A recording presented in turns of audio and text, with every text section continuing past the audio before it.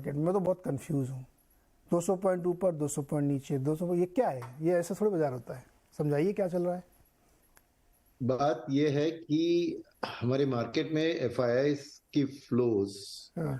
तेल की दाम के बढ़त के कारण और फेड के एक बहुत मैं कहूंगा नेगेटिव स्टेटमेंट मार्केट की तरफ से कि रेट कट सामने नहीं दिख रहा है, हाँ। रेट पर रेट पॉज दिख रहा है।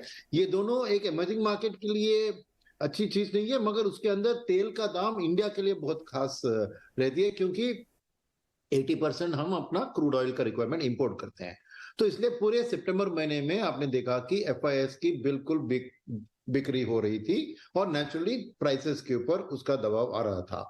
मगर 200 पॉइंट नीचे क्या, ये कारण बताया मैंने। 200 पॉइंट ऊपर का कारण है कि 16,000 करोड़ जो पैसा म्यूचुअल फंड को मिल रहा है हर महीने, और उसमें से ज्यादातर मिड एंड स्मॉल कैप में आ रहे हैं। एसआईपी की ब्रेकअप देके तो ज्यादातर मिड एंड स्मॉल कैप में आ रहे हैं। तो जब एफआईएस बेचते हैं तो लार्ज कैप ही ज्यादा बेचते हैं ना, और यहाँ पे म्यूचुअल फंड वाले पैसा जो होता है वो मिड एंड स्मॉल कैप में आ रहा है। तो लार्ज कैप में इमीडिएटली खरीदारी करने के लिए नेट लार्ज कैप सेगमेंट में फ्लोस नेगेटिव है।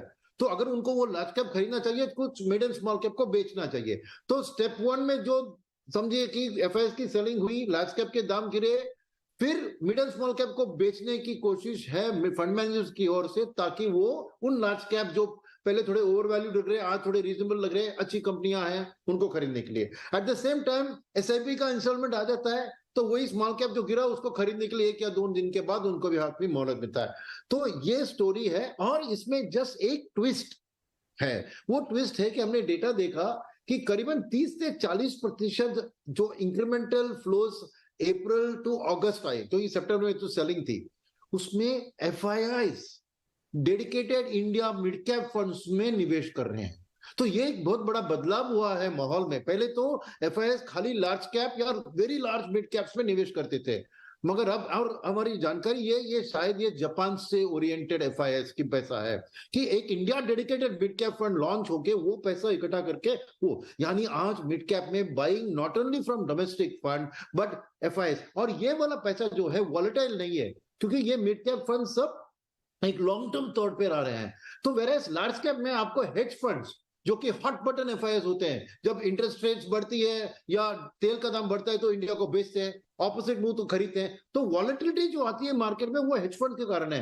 मगर ये मिड कैप के अंदर जो आ रहे हैं वो ये लॉन्ग ओनली फंड्स है, जो ज्यादातर 3 5 इयर्स की आउटलुक से आ रहे हैं, तो वो भी एक मिड कैप को सपोर्ट दे रहे हैं। इसलिए आपने जो आंकड़े बताए कि इस महीने की रिटर्न्स में भी mid cap was better than large cap, साल से अब की रिटर्न्स में भी mid cap small cap are much better than large cap, in fact 3 गुना। तो यही कारण है कि फ्लोस की support mid and small cap को मिल रही है। मगर वहां पे क्या होता है कि हर एक मिड कैप स्टॉक को जाके नहीं खरीदते ना, हर एक को दाम को जज करते हैं और उस हिसाब से वो खरीदारी करते हैं। तो इसलिए गैप होता है between market correction and market recovery. तो यही है इस महीने की बात, और मैं समझूंगा कि अगले महीने भी ये ब्रॉड माहौल वैसे ही रहेगा, कुछ ज्यादा बदलाव नहीं होगा, क्योंकि इसके ऊपर आप एक दिसंबर मंथ के तक आप देखें 2 महीने, तो ये हेज फंड वाले टॉप प्रॉफिट भी करते हैं, तो थोड़ी बहुत और सेलिंग उनकी तरफ से भी आ सकती है। और तेल अगर 100 पार करके 110 तक चला गया तो और भी थोड़ी दबाव आ सकती है। तो माहौल जो सितंबर से शुरू हुआ वो फॉरेनर्स की ओर से ज्यादातर सिमिलर रहेगा। मगर डोमेस्टिक में इकोनॉमिक नंबर्स, फेस्टिवल सीजन है, कंजम्पशन के नंबर अच्छे आएंगे, आपको वो अच्छी खबर आएगी, सपोर्ट फ्लोज की भी है। मगर डोमेस्टिकली अगर कोई कंसर्न की बात है वो है ये स्टेट असेंबली वाली इलेक्शन, क्योंकि वो हिंदी हार्टलैंड में सिग्निफिकेंट स्टेट्स है। तो अगर उधर रिजल्ट्स में कुछ एरा गेरा चीज हुआ तो मार्केट में वो एक अनसर्टेनिटी भी पैदा कर सकती है। ये है overall summary of the market situation. तो ये है। अच्छा, इसमें और आपको एक बात बताऊं मैं आपको, 2007 और 2023 का भी लोगों ने कंपैरिजन कर डाला।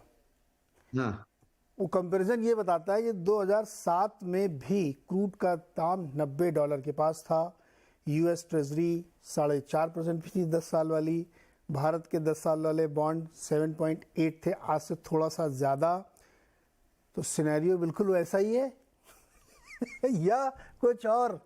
ये क्या है? ये भी ऐसे जैसे देखो मार्केट का जब मूड खराब होता है ना, लास्ट 10 दिन याद करिए आप सितंबर के, क्या भयानक मूड था, लग रहा था कि सब खत्म।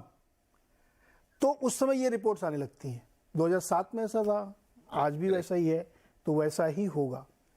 ये आपको दिखा था, आपको आपको नजर पड़ी इस रिपोर्ट में?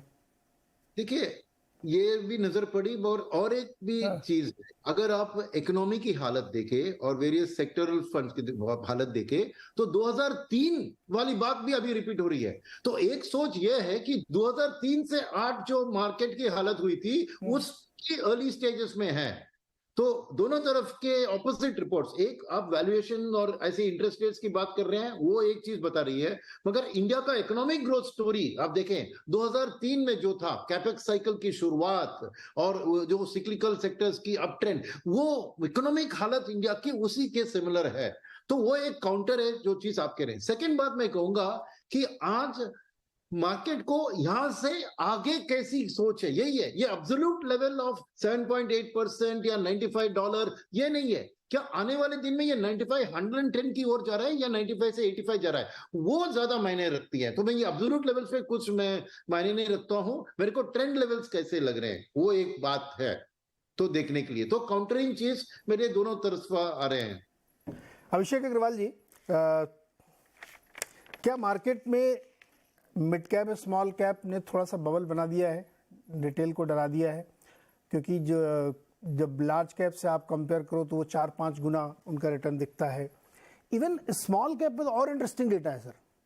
250 महीने का अगर आप डेटा देखें तो केवल एक साल है जहाँ पे वो नेगेटिव, अदरवाइज वो लगातार आउट परफॉर्म कर रहे हैं। लेकिन एक झटका जब बीच में आपको याद होगा मिड कैप में आया था तो बहुत बड़े बड़े लोग हिल गए थे। 1200 पॉइंट जब एक दिन में गिरा था, उसी दिन ये डिबेट भी शुरू हो गई थी, large cap mid cap, large cap mid cap. अब अग्रवाल जी, क्या थोड़ा सा डर है, रिटेल को डरना चाहिए, थोड़ा सा रिस्की हो गया है मार्केट इस समय? जी बिल्कुल नीरज जी, अगर आप ध्यान रखें, लास्ट टाइम जब मैं आपके शो में आया था तब भी मैंने कॉशन उसमें भी दिया था कि मार्केट मुझे ओवर हीटेड लग रहा है, स्पेशली जहां पे मैं बात कर रहा हूँ वो स्मॉल मिड कैप है। नाउ जो रैली है वो लार्जली इसलिए है बिकॉज एक लंबे समय तक एक अंडर ओनरशिप रही मिड एंड स्मॉल कैप में, एंड एक ब्रीफ पीरियड कुछ 24 महीने तक एफआईआई कंटिन्यू सेलिंग थी अक्रॉस द सेक्टर्स। तो वहां पे कुछ मूड ऐसा बना नहीं था तेजी का कि जहां पे कोई मिड एंड स्मॉल कैप में बाइंग हो।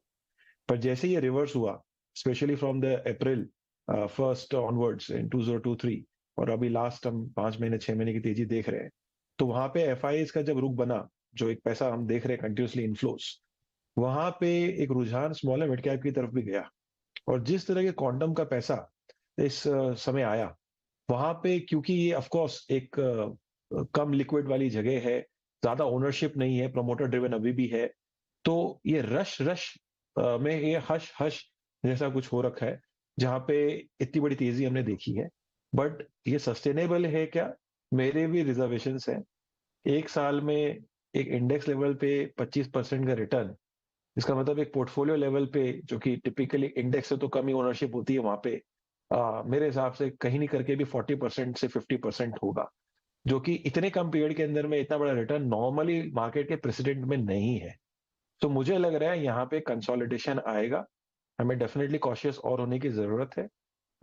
मार्केट एक लंबे व्यू के लिए इंडिया कभी भी खराब दिखेगा नहीं, मगर इस समय तो डेफिनेटली हर जगह हर कोई इंसान पार्टिसिपेट कर रहा है, एंड कुछ पास्ट की डेटा या पास्ट का माहौल जैसे हमने पहले भी देखा इंडिया में होता हुआ, डेफिनेटली मुझे भी लगता है कि कुछ ऐसी बातें हो रही हैं, एंड हमें डेफिनेटली थोड़ा कैश में रहना चाहिए एंड सेलेक्टिव बाइंग करनी चाहिए। सो मेरा तो ये नजरिया बनता है कि overall mid and small cap is good to be there, but जैसे कहते हैं ना कि ज्यादा शुगर डायबिटीज क्रिएट कर देती है, तो मुझे लग रहा है जो ज्यादा हॉट मनी जो फ्लो हो रहा है यहाँ पे, वहां पे दिक्कत आ सकती है। वहां पे दिक्कत आ सकती है। सोमनाथ मुखर्जी जी जो